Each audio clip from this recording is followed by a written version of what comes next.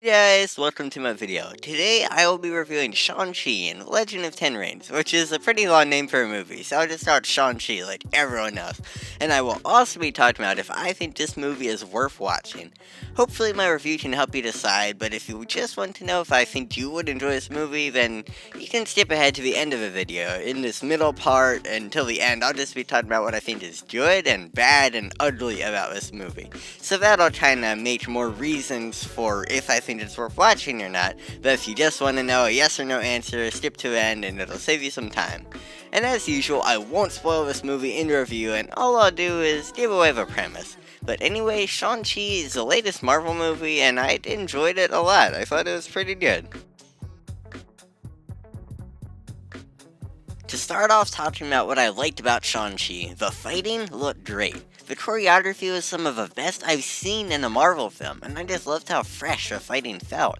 Obviously, we see fights all the time in the MCU, but not in this style. When the fighting started in this movie, I couldn't help but to smile because it was so awesome and new. I just loved it. And I also liked the chemistry between Shang-Chi and Katie. It helped that we got to see her friendship for a while before the movie got to the main story I was trying to tell, but that made me really care about it too, and it made for emotional moments later on which felt earned because they weren't really cheap.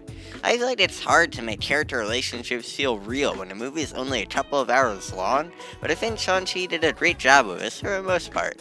And I thought the father-son dynamic was great in this. I won't spoil it, but it reminded me of the dynamic between Omni-Man and Mark from Invincible, and also seeming a little bit like the relationship between Ward and Sarah Cameron in Outer Banks. It was an interesting combination to say the least, but I think it made the movie pretty good. If you haven't seen those shows, you probably have no idea what I just said, so I'll move on to the next thing. Shang-Chi as a movie has a nice blend of humor and seriousness. There are a lot of times in movies, even in the MCU, sometimes especially in the MCU, where there is an emotional moment that is just ruined or cheapened by someone cracking a joke at the worst time.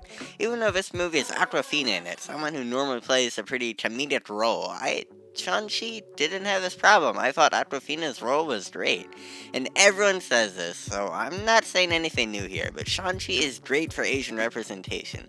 Unfortunately, we're in a time where anti-Asian hate crimes are on the rise. It's just terrible, but I think Shang-Chi, even though it's just a movie, sorta helps by having so much representation in it. And Shang-Chi is made for theaters. I know a lot of people aren't comfortable going to a movie theaters, and that's fine, but I've just got to say that it was nice seeing this movie in an actual theater. The sound, the visuals, all of that were enhanced by being there at the movies. Some movies don't say made for movie theaters, but this one did. And finally, for the most part, I cared about the main characters. There were some I didn't. I'll get to that next, but I liked the main ones. There was some good character growth, even if the movie was a bit on the nose about it. And also, there were some thematic elements in this that were, again, maybe a little bit on the nose, but they were still really good, and I really liked them. I thought the movie did them well. They didn't try anything too extreme, because simplicity is key sometimes with movies. With a show, maybe you can try something a little more, but something simple, like they tried here, I think really worked. Now, to get to some of what I didn't like about Shang-Chi. There's a forgettable ensemble cast. The main characters are great, but the supporting ones were kinda We didn't get much time to get to know them, and I honestly forgot some of them were in the movie until I saw a poster for it after watching it. I was like, oh, yeah, that person was there? Oh, okay. And one of the reasons I forgot about those characters was because of the flashbacks in this movie. I thought they took away a lot of the momentum. There's just too many of them, and some of them are super long, too. I don't see why some of this stuff shouldn't have been more subtly talked about instead of just flashbacks. It seemed pretty lazy. Flashbacks can be really cool, but this was a little bit excessive. What I really didn't like about Shang-Chi, my least favorite thing, was the all-out for that CGI battle at the end. This is a Marvel classic, for better or for worse, and for me, it's for the worse. I don't like them. We see them all the time, and I'm sick and tired of them. And it doesn't help that this CGI, especially this much, makes the movie dated later on, because right now it looks fine. But later on, 10 years from now, we are just going to be asking ourselves, what were we thinking? How did we ever think that looked good?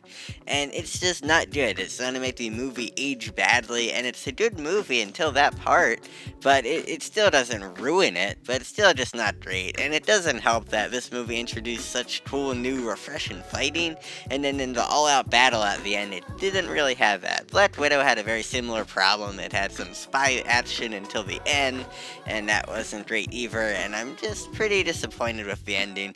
But it wasn't awful. Like I said, it didn't ruin the movie, but it just wasn't great. So even if I didn't think this movie was perfect, it was fun, and it isn't a critical masterpiece, but it doesn't have to be. It has flaws, but it's still very entertaining, and a good Marvel movie. I think it's infinitely better than Black Widow, but that's just my opinion. And I say that this movie is worth watching, even if you're not a huge MCU fan. It's relatively disconnected from other MCU movies, I hope it's not a huge spoiler, but that means you won't be super confused in this one if you haven't seen everything else. So I think that makes it good, and Shang-Chi is worth watching. I rate Shang-Chi a 9 out of 10.